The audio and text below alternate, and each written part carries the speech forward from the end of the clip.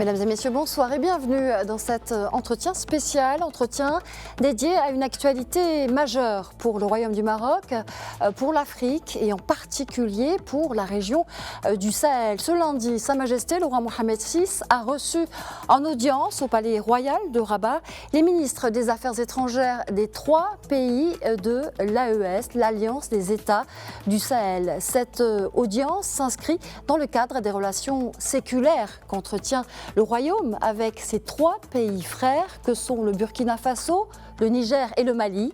Audience au cours de laquelle les ministres des Affaires étrangères de l'Alliance des États du Sahel ont transmis aux souverains la gratitude de leur chef d'État pour l'intérêt constant accordé à la région du Sahel. Les 3 chefs de la diplomatie ont notamment salué les actions et initiatives royales en faveur du développement économique et social des pays de la région. Et dans cet entretien, nous allons revenir sur cette audience et le lien indéfectible entre le Royaume du Maroc et les pays de l'Alliance des États du Sahel, notamment à travers cette coopération sud-sud, chère à Sa Majesté le roi Mohamed VI, et plus précisément l'initiative royale de la façade atlantique. Et pour cela, j'ai le plaisir et l'honneur de recevoir Monsieur Abdoulaye Diop, ministre des Affaires étrangères et de la coopération internationale de la République du Mali. Monsieur le ministre, bonsoir et merci d'avoir accepté l'invitation de Média TV.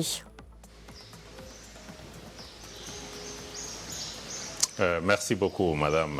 Très heureux d'être à votre antenne. Monsieur le ministre, Sa Majesté le roi Mohamed VI vous a reçu ce lundi avec vos homologues nigériens, le ministre Bakariaou Sangaré, et burkinabé, le ministre Kamaroko Jean-Marie Traoré.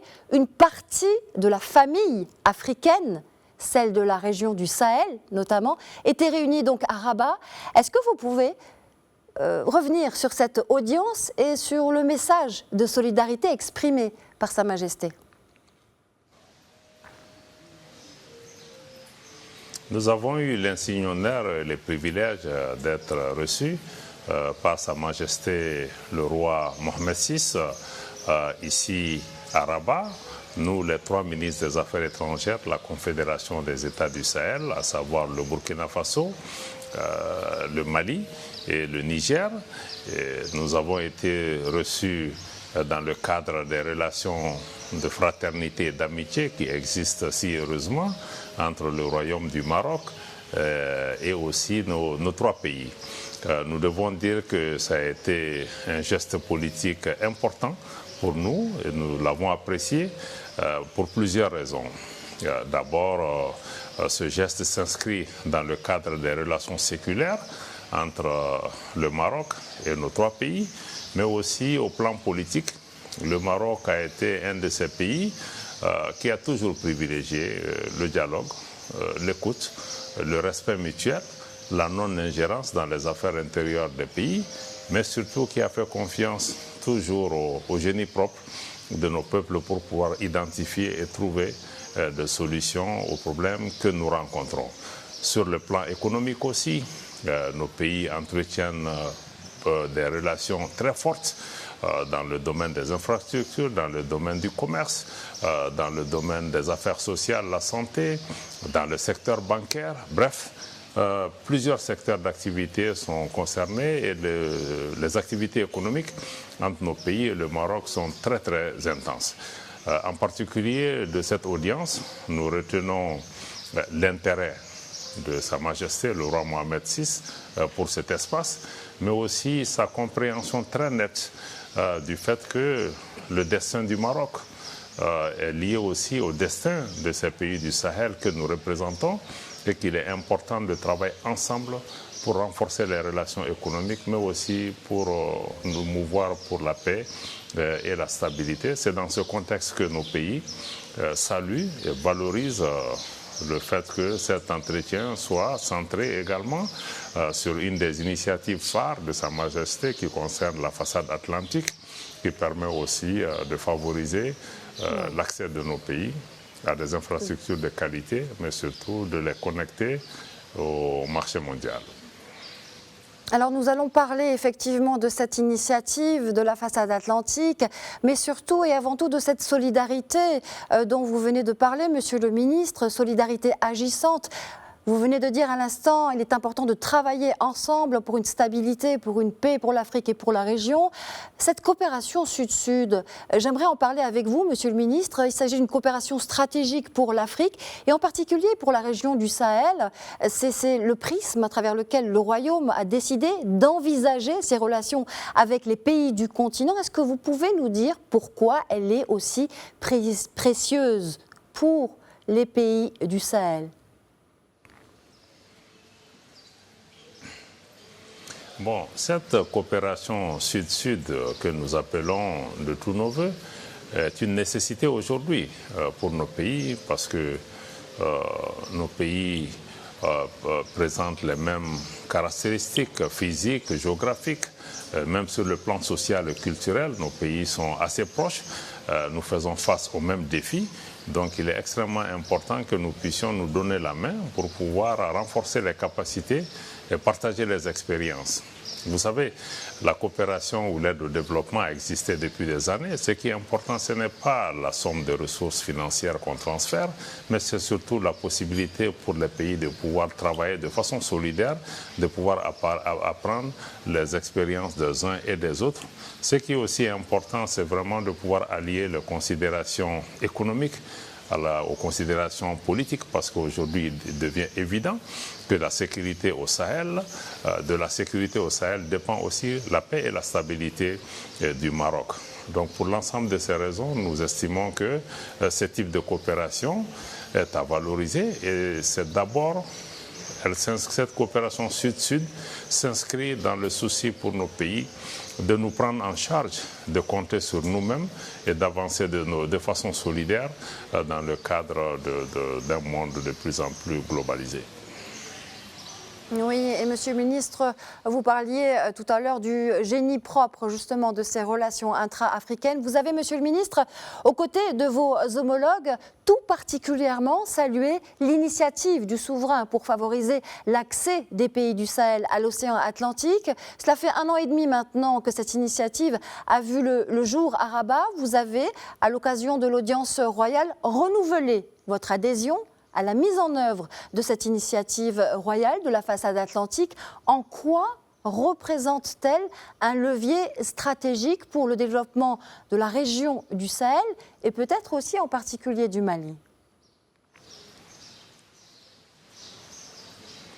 Dès le début, nos 3 pays, le Burkina, le Mali et le Niger, ont marqué leur adhésion totale à cette initiative parce que nous y voyons quelque chose d'important. D'abord, c'est un moyen pour nos pays de pouvoir accéder à l'Atlantique, mais aussi à travers des infrastructures de qualité, des infrastructures maritimes en particulier, mais aussi l'ensemble des plateformes logistiques de pointe dont dispose le Royaume du Maroc pour permettre à nos pays de pouvoir nous connecter au marché mondial.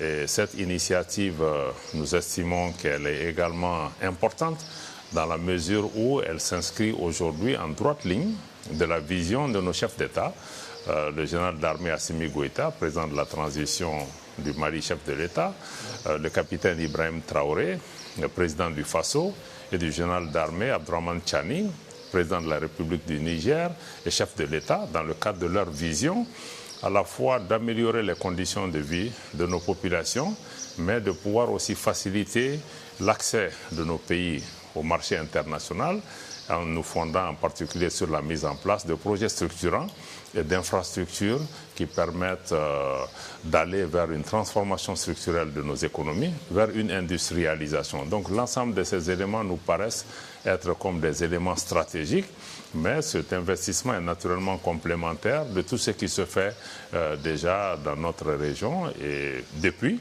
l'annonce de l'initiative aussi, je dois dire que le Maroc n'est pas venu nous voir avec un projet clé en main. Les grandes lignes de cette initiative nous ont été présentées Nous l'avons discuté à un niveau ministériel et ensuite nos équipes techniques se sont rencontrées à plusieurs reprises et ce travail technique se poursuit pour pouvoir aller vers une concrétisation de cette initiative en accord avec d'autres partenaires et acteurs internationaux. Alors vous venez de parler, Monsieur le ministre, effectivement de plusieurs réunions techniques qui ont eu lieu donc, entre experts marocains et experts aussi de la région du Sahel.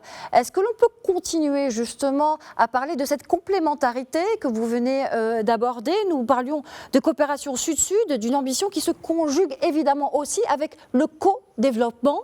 Peut-être un dernier mot sur cette initiative atlantique et l'impact qu'elle a sur l'intégration régionale, mais aussi sur ce co-développement dont vous venez aussi de parler.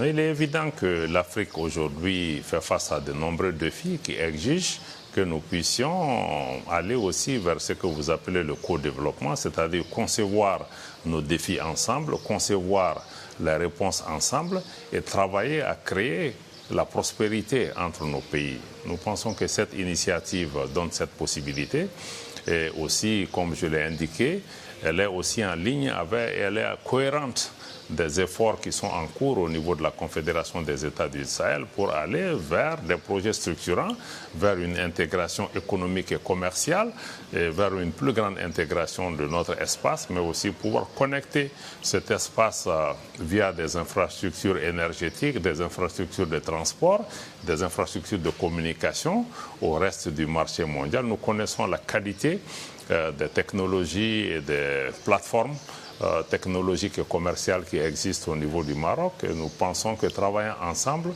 nous pourrons créer, profitant du dynamisme économique du Maroc, qui est déjà présent dans les différents segments économiques de nos pays, que nous pourrons ensemble mettre en place des modèles d'intégration au niveau de notre espace sous-régional, mais aussi pouvoir profiter aussi du marché mondial pour écouler des produits industriels ou d'autres produits primaires, mais aussi permettre aussi d'acheminer des biens et services vers nos pays.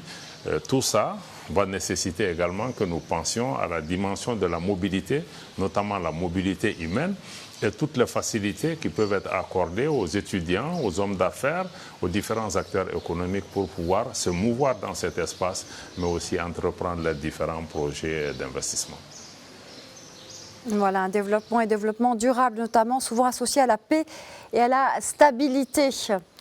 Merci infiniment, Monsieur Abdoulaye Diop, d'avoir été notre invité. Je rappelle que vous êtes ministre des Affaires étrangères et de la coopération internationale de la République du Mali. Merci de nous avoir sur votre antenne. Merci à vous, c'était un plaisir et un honneur. C'est la fin de cet entretien spécial. Excellente suite des programmes sur notre antenne.